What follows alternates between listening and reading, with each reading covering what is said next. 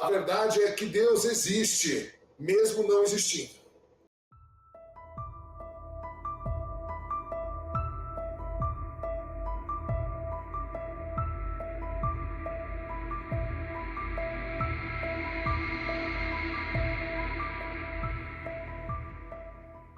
Porque o brasileiro ele é o Deus do sincretismo, né? Nenhum outro país do mundo vai juntar tudo como a gente. Então o cara ele é católico, mas ele vai ouvir o pastor falar, né? Ele toma um passe, né?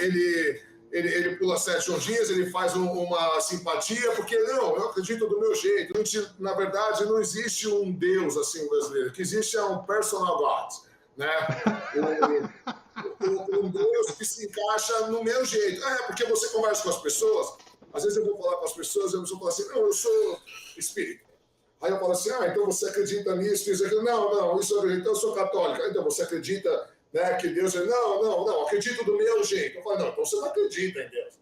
Então você não acredita, você não tem nenhuma doutrina. Você pega e você faz um private God, né, um Deus privativo aí do jeito que você quer.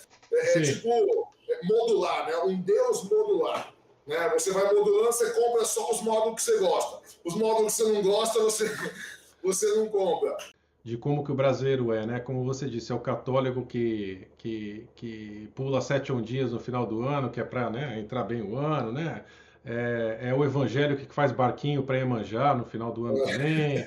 É o católico que toma passe no centro espírita para dar aquela descarregada. Então, não que eu acho isso ruim, não estou falando do jeito ruim, não.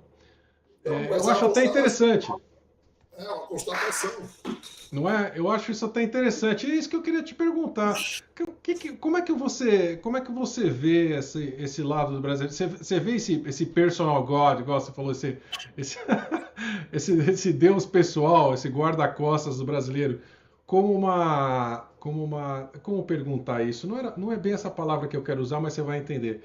Como uma evolução das religiões mais quadradas ou dentro de uma caixa, ou seja, se eu estou pegando o que me interessa de cada um, de repente eu estou fazendo um pensamento independente de acordo com o que eu acredito. Ou você acha que pegar um pedacinho do que tem de bom de cada um é exatamente o contrário? Eu estou querendo me iludir e construir um personagem que não existe. Assim, a gente pode olhar por uma perspectiva que você quiser. Boa ou ruim. A filosofia nunca vai te dar uma resposta última, né? E eu tampouco. Né? Quem sou eu para falar isso é ou não é? Agora, nós podemos olhar com uma visão de uma evolução, né? Uma evolução de que estão se deixando conceitos antiquados para trás, né? Estão se deixando alguns paradigmas, alguns preconceitos, tal, que eram muito fortes e que as pessoas estão evoluindo, estão adaptando. Essa é uma maneira de ver, porque a sociedade ela é dinâmica. E a outra maneira de ver é que o povo é um povo egoísta, um povo egocêntrico, né? E ele quer fazer o que ele tem vontade. Nem Deus manda nele, né? Nem Deus te dita a regra. Você só pega o que você quer, a parte que você não quer, aqui, ó, entende? Então, assim, e fica difícil, porque se você parar para analisar, os dois têm muita lógica, né? As duas visões. E esse é o legal da filosofia. Você pega, às vezes, dois raciocínios, assim, que são extremamente lógicos, extremamente coerentes, e eles são excludentes entre si, né? Então, não dá para os dois estarem certos. Né? Eu concordo que a gente está evoluindo e tal. Não, mas eu concordo também que o povo é narcisista, o povo é egoísta e tal. E aí você fala, não, mas aí não dá. Né? São excludentes. Não dá, são excludentes entre si, eles não são complementares, são excludentes. Sem grandes spoilers, como que você construiu a sua visão de Deus? Digamos, tendo essa sua experiência pessoal tão próximo de uma religião super fechada, digamos, fechada em termos de dogmas, né, em termos de né, da família, tendo seu pai como um pastor e tudo mais, quer dizer, crescendo com esse conhecimento. A Bíblia não é o único livro religioso, mas é o livro mais importante, mais vendido do mundo, mais importante no Brasil, mais importante em Portugal também, com certeza, em termos de religião. como que você construiu a sua reflexão sobre Deus em cima do seu background de vida e do que você estudou com tantas visões distintas dos filósofos? Quer dizer, que você tem Nietzsche falando uma coisa, você tem outra, quer dizer, você tem cada um tendo visões contraditórias. Você conseguiu chegar a uma conclusão? Então, eu cheguei à conclusão que eu sou um ateu não praticante. Um ateu não praticante. Eu sou um ateu não praticante. Por que eu sou um ateu não praticante? Porque eu sou um ateu que defende que cada um tem que ter a sua crença em Deus. Então, parece paradoxal, mas eu explico no livro que não é uma visão bem coerente, porque a verdade é que Deus existe, mesmo não existindo. Então, ainda que ele não exista, ele existe, porque a gente vê as obras dele. Então, por exemplo, se você é uma pessoa de fé, você está doente, e a gente sabe que a ciência comprova isso, o poder da autossugestão, da fé e tal, e essa fé, você descobre uma religião, você descobre uma fé, e isso causa mudanças na sua vida. Por exemplo, eu tenho um amigo meu que ele se converteu a uma religião, e ele é até meio chato, às vezes, sabe? Aquele cara que fica querendo que você vá tal. E eu falo, cara, eu acho tão legal, eu acho que você podia ser pastor, fazer o curso da pastor. E um dia ele falou assim, cara, mas por que você me incentiva a eu ir na minha igreja se você não acredita? Eu falei, mas eu acredito no seu Deus. Ele fala, por quê? Se você não acredita em Deus, como você acredita no Deus? Eu falo, porque eu vi mudança na sua vida. Eu vi o quão melhor pessoa você é, o quão melhor marido você é, o quão melhor pai você é. Como eu posso dizer que seu Deus não existe? Ainda que ele exista só para ele, ainda que ele não exista como Deus conceitualmente, ele fez mudança na vida dele. Então não tem como eu dizer que ele não existe, porque existem evidências da obra dele na vida do meu amigo e de tantas outras pessoas. Mas isso não quer dizer que ele exista de fato como entidade. Então, por isso eu cheguei à conclusão que eu sou um ateu não praticante, um ateu que defende cada um ter o direito de acreditar no que acha melhor para si e mais conveniente. Tá. Dentro dessa definição, Deus para você não é um agente externo. É isso? Pode ser, né? Pode ser. Por quê? Porque Deus é improvável. Né? Ele é improvável não no sentido estatístico, né, matemático do termo, mas ele é improvável no sentido de não poder ser provado, porque Deus é metafísica.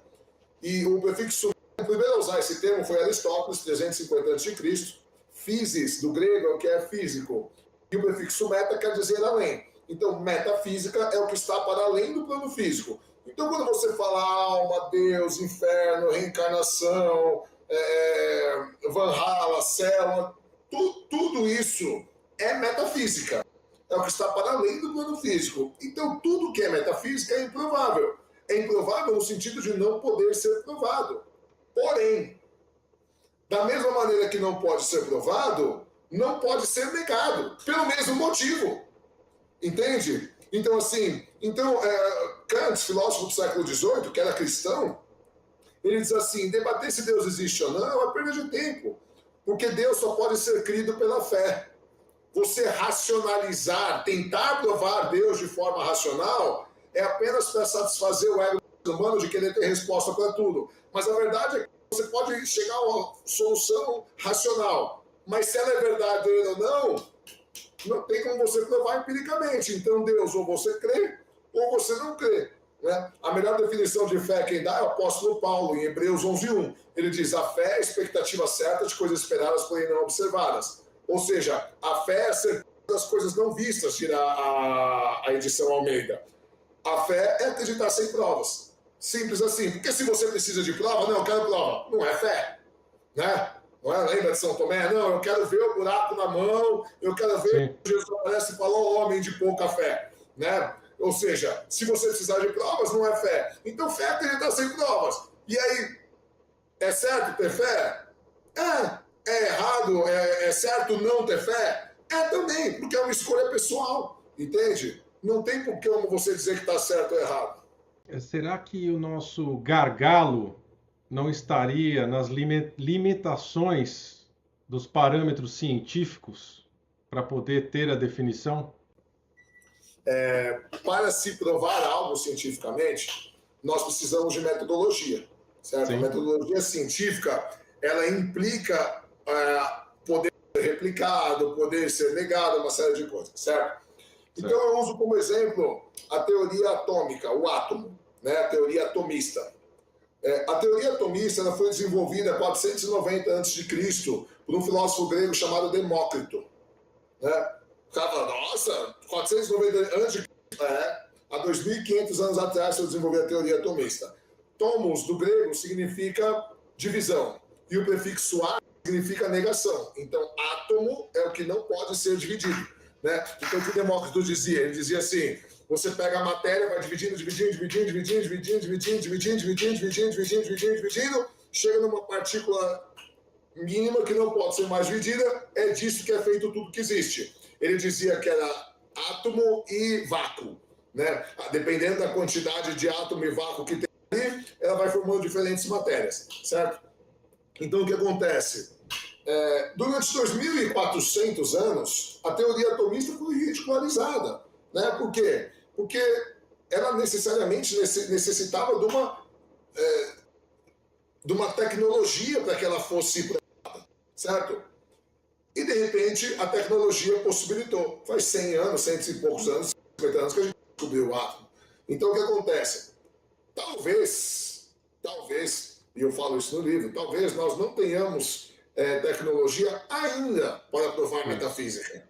Talvez daqui 1.000 anos, talvez daqui 5.000 anos, talvez daqui 100.000 anos, talvez nunca tenhamos. O que não quer dizer que é mentira, como também não quer dizer que é verdade. É essa a grande questão, né? Então, as pessoas ficam se matando, brigando, por uma briga ilógica. Porque enquanto não tivermos tecnologia para necessariamente provar empiricamente, não podemos falar que é verdade.